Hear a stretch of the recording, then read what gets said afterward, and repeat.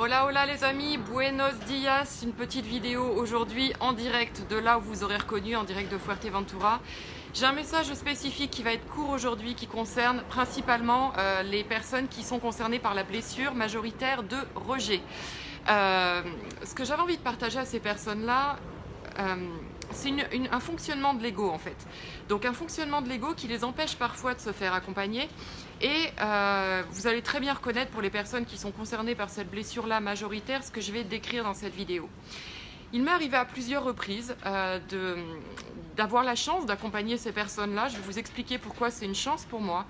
D'avoir ces personnes en coaching qui me disaient ne pas demander d'aide parce que dans leur croyance, dans leur perception, donc pour le fuyant majoritaire, la personne qui a la blessure majoritaire de rejet, demander de l'aide à quelqu'un, c'est admettre que par elle-même ou par lui-même, il est nul, il n'y arrive pas tout seul. Et donc, c'est une manière de l'ego de revivre sa blessure émotionnelle de rejet. Alors ça va peut-être être compliqué ce que je suis en train de dire pour des personnes qui ne vivent pas cette blessure émotionnelle majoritaire, dans le sens où c'est compliqué de se rendre compte à quel point ça peut être émotionnellement fort pour une personne quand on n'est pas soi-même confronté à cette problématique.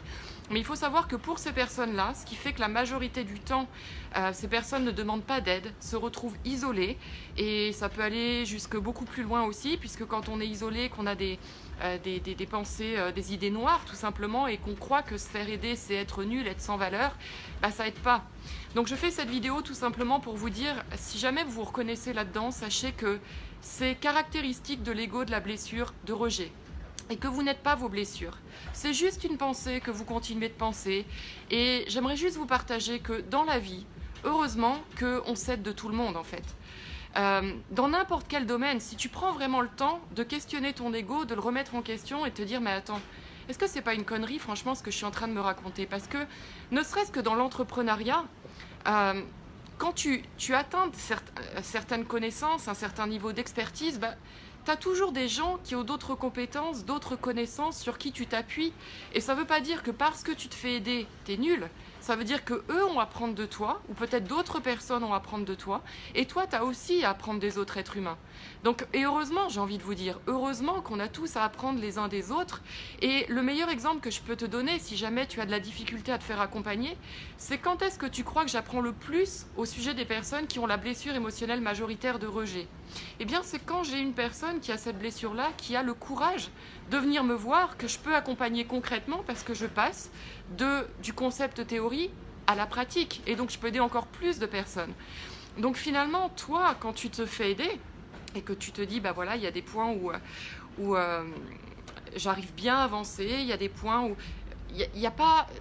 Il y a un domaine, peut-être un contexte où il est plus compliqué pour toi d'avancer, mais il y a des tas de choses que tu as déjà dépassées dans ta vie. Il y a juste ton ego qui te dit le contraire.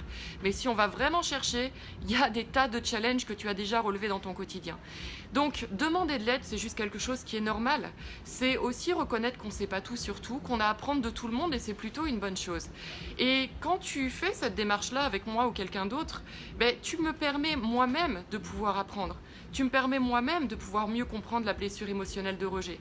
Donc finalement, en faisant cette démarche-là, non seulement tu m'aides personnellement, parce que du coup, ça me permet de mettre vraiment en pratique tout ce que je sais sur la blessure de rejet, de pouvoir l'observer, mieux la comprendre, mais tu aides aussi d'autres personnes qui, à travers ce que j'apprends grâce à toi, je serai peut-être plus rapide, plus compétente pour accompagner ces personnes-là aussi.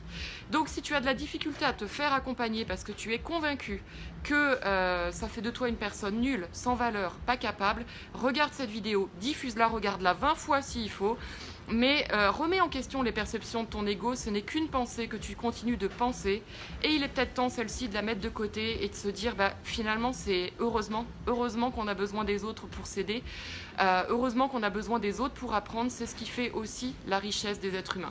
Voilà, partagez cette vidéo si elle vous a plu et je vous retrouve très prochainement pour d'autres lives. Bye bye.